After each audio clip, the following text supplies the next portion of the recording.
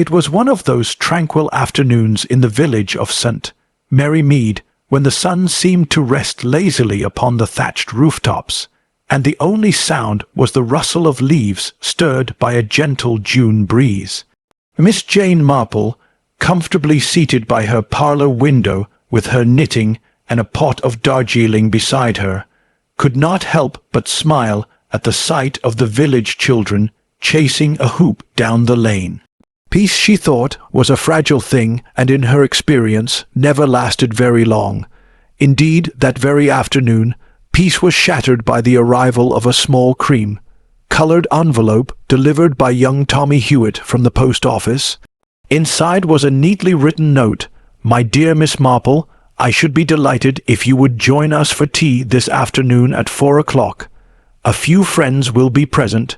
Yours sincerely, Mrs. Lavinia Harcourt." Mrs. Harcourt was a recent arrival to St.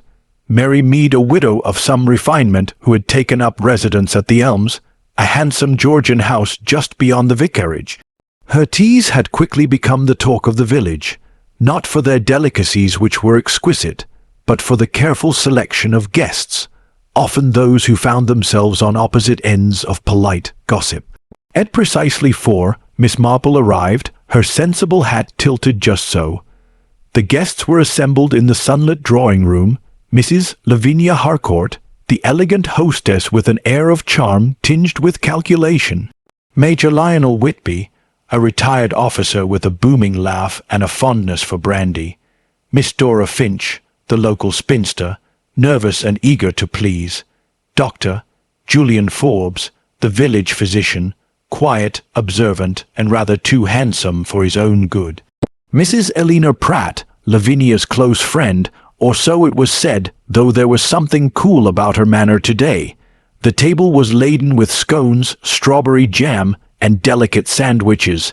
Conversation was light at first, the rose competition, the weather, the vicar's sermon, until Mrs. Harcourt remarked casually that she had recently altered her will.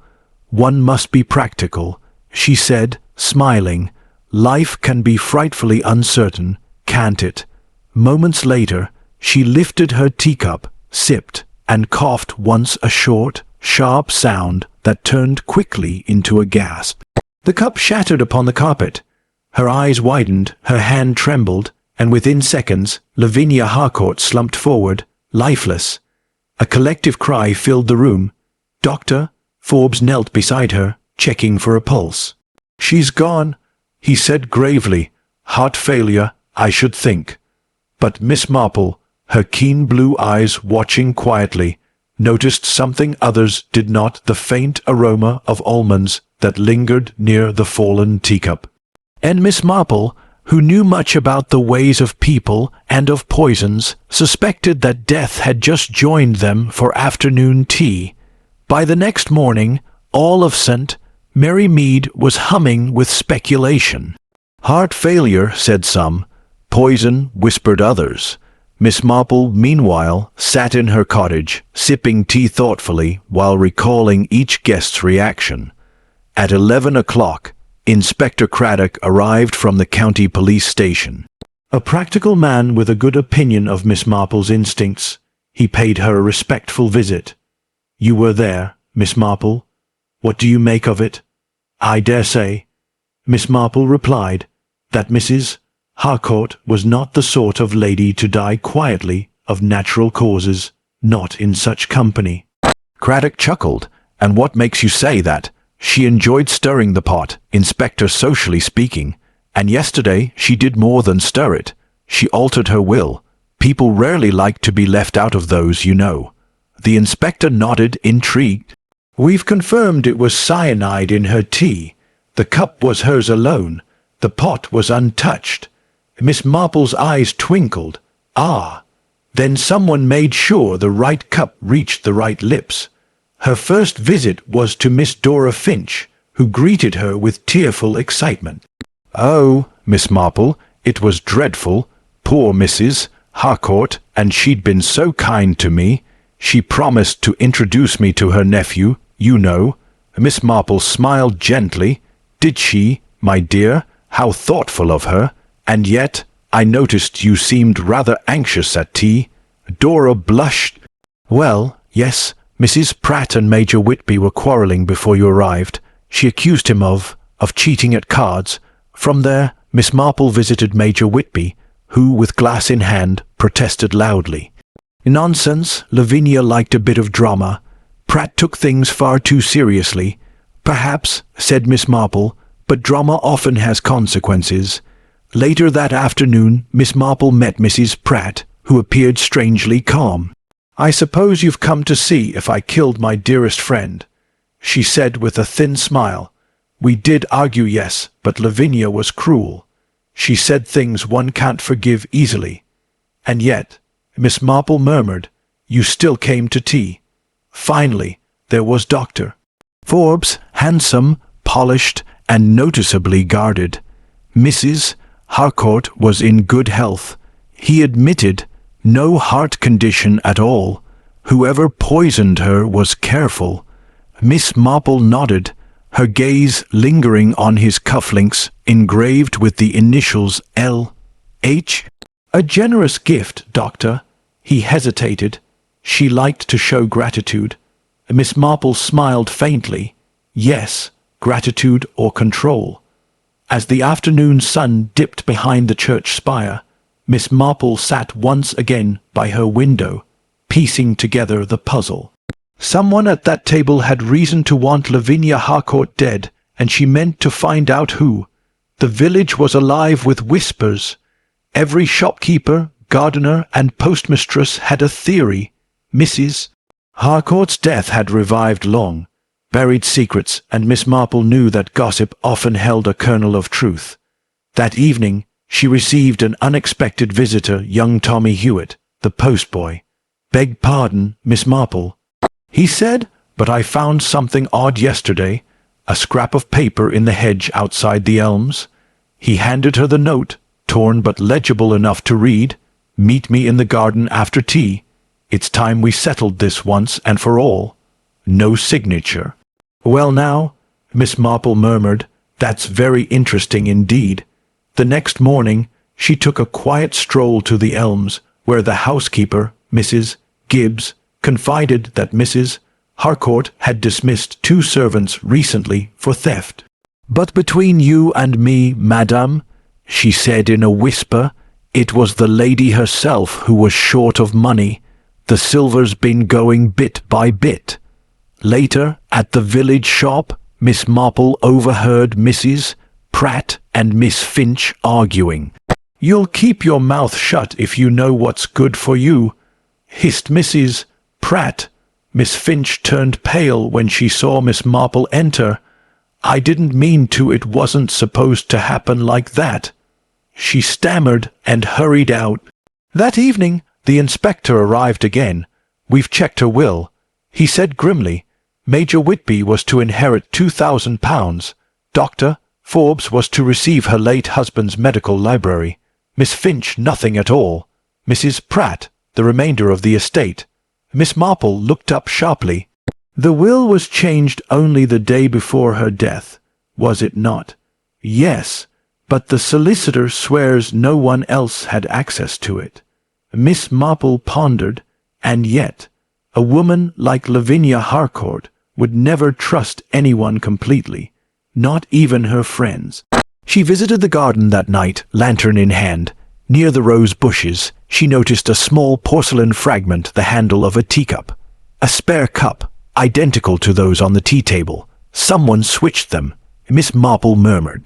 But why here, in the garden? The next day, the vicar's wife, unable to resist confiding, revealed that Dr. Forbes had once been engaged to Mrs. Pratt years ago. It was quite the scandal, she said, lowering her voice. Lavinia knew, and she used it to her advantage. Miss Marple's eyes narrowed. Indeed she did, and that advantage, I fancy, became deadly. By now, the pattern was forming clearly in her mind, yet there remained one piece missing. A motive not of money, but of pride and fear. And when she found it, she knew the truth would not be pleasant to hear. Miss Marple invited all the tea guests to her cottage that evening.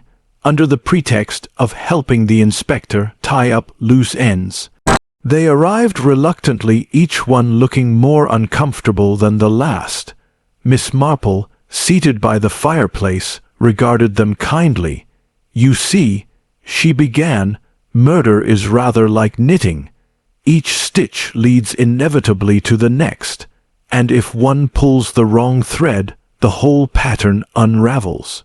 She looked first at Miss Finch. "You, my dear, were frightened. You found Mrs. Harcourt cruel, but you are not a murderer." Dora blinked. "No, Miss Marple, I swear I know," said Miss Marple gently. "You only delivered the note that was meant to lure someone to the garden. You did not write it." The inspector frowned. "Then who did?" "Mrs. Pratt," said Miss Marple, turning her sharp gaze upon her. "You wrote it to Dr. Forbes, did you not? You wished to warn him that Lavinia intended to expose your past engagement and your continued affection." Mrs. Pratt stiffened. "How dare you?" "Oh, my dear, I quite dare. You see, Lavinia had discovered that you and Dr. Forbes had rekindled your acquaintance. She was vindictive enough to ruin you both. She summoned you all to tea so she might enjoy it." The doctor's face was pale. "That's absurd." "Is it?" Miss Marple continued quietly. "The cyanide was administered not from the teapot, but from a sugared cube, one placed discreetly on Mrs. Harcourt's saucer. Only one person had the opportunity to do that, the person pouring the tea." She turned to Dr. Forbes. "You poured for her, did you not?" He met her gaze silently. "Mrs. Harcourt's gift of those cufflinks," Miss Marple went on, "was a form of leverage. She threatened to expose your indiscretion and Mrs. Pratt's.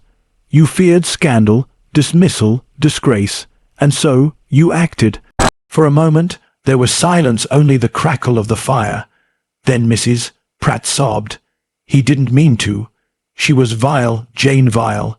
She made our lives a misery." Dr. Forbes rose slowly. "I meant only to frighten her, to make her ill, but I misjudged the dose." Inspector Craddock stood. "I'm afraid that's for the Crown to decide, Doctor." Miss Marple sighed softly. "Murder is rarely as simple as hatred, Inspector. Often it's just fear of losing one's reputation, one's standing, or one's pride." The following week, St. Mary Mead returned, at least outwardly, to its usual calm. The newspapers had reported the tragic poisoning at tea, and though Dr. Forbes awaited trial, Mrs. Pratt had been quietly sent to her sister's home in the country. Miss Marple, in her sitting room once more, resumed her knitting. The clink of teacups and the distant church bells were once again the soundtrack of village life. Inspector Craddock dropped by, hat in hand. "You were right again, Miss Marple. The poison came from the surgery cabinet. Clean case, I'd say." Miss Marple smiled faintly. "Nothing is ever entirely clean, Inspector, but I suppose justice, in its way, has been done." He looked at her curiously. "How did you know it was the doctor?" She sipped her tea. "Observation, Inspector. People betray themselves in small ways. He was the only one who did not react with genuine shock, and his hands steady as they were trembled only when he reached for the teacup." Craddock nodded admiringly. "You've the sharpest eyes in England, Miss Marple." When he had gone, Miss Marple sat quietly for a moment. She thought of Mrs. Harcourt, proud, manipulative, and lonely, and of the two lovers whose fear had driven them to desperation. There was tragedy, she reflected, in the hearts of even the most respectable people. She looked out over the green. The children were laughing again. The village life went on, as it always did, untroubled by the dark currents that occasionally ran beneath its surface. With a faint sigh, she reached for a teapot, poured herself a cup, and murmured to herself, "One must never underestimate the power of afternoon tea or of human folly." And with that, Miss Marple returned to her knitting as the evening sun dipped softly behind the hills, and St. Merry Mead slipped once more into its deceptive peace.